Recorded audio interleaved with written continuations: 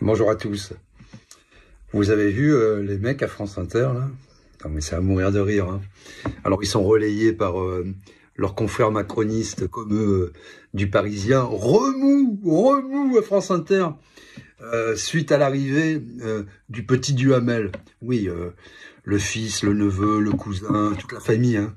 Donc là c'est le petit dernier.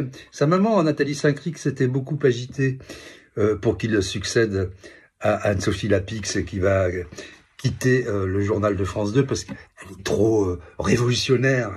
Elle a un petit sourire en coin et ça c'est trop pour Monsieur Macron qui évidemment fait la pluie et le beau temps dans les médias parce que l'Arcom est une farce comme avant lui, le CSA comme avant le CSA, la haute autorité et tous ces trucs-là.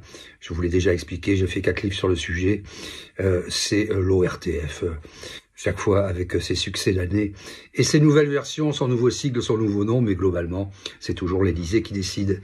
Et donc, on pourrait se dire, oh là là, alors si on lit vite fait le titre, on se dit, mais voilà, les mecs du service public, ils veulent pas d'un macroniste aussi outrancier que le petit Duhamel, hein. Ils disent, nous, on est attachés à une information indépendante, etc. Pas du tout. C'est pas du tout ce qu'ils disent. Ils le veulent que pour eux, en exclusivité. Parce que ce qui les fait râler, ce qui les choque, j'ai lu le communiqué, ils sont choqués. Oh, ils sont choqués.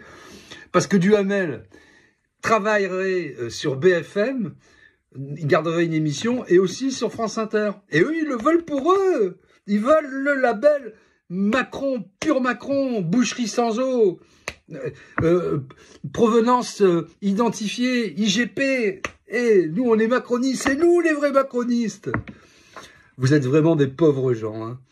Et vous allez disparaître, hein, de toute façon, puisque le service public de l'information va disparaître.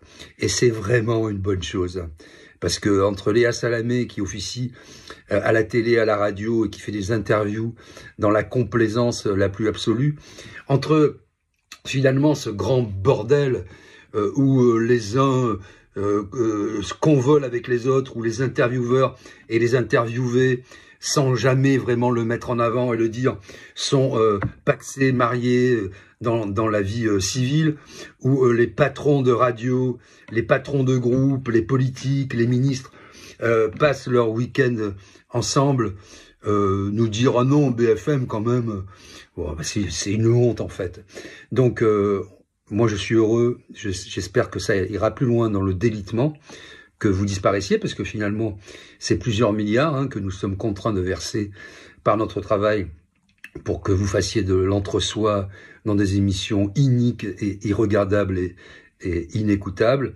Alors je vais faire une exception, parce qu'il ne faut pas toujours essentialiser et généraliser. Il y a encore des bonnes stations dans le groupe Radio France, comme France Culture. Alors je ne parle pas de politique, mais ils font encore des très bonnes émissions hein, sur la philosophie, sur les faits de société, LSD par exemple, une émission que j'adore, la série documentaire.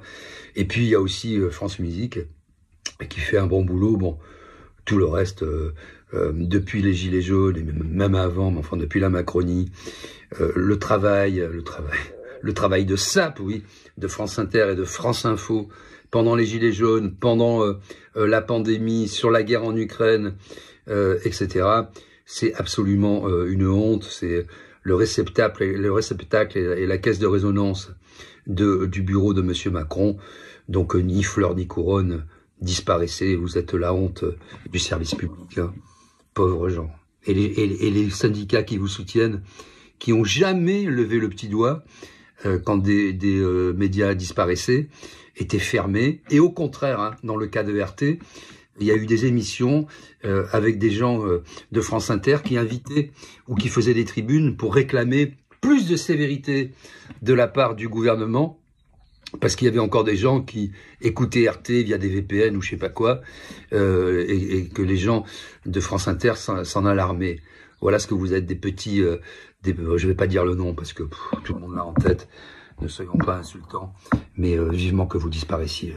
4 milliards, je crois, par an, c'est vraiment trop pour de la com. Pauvres gens.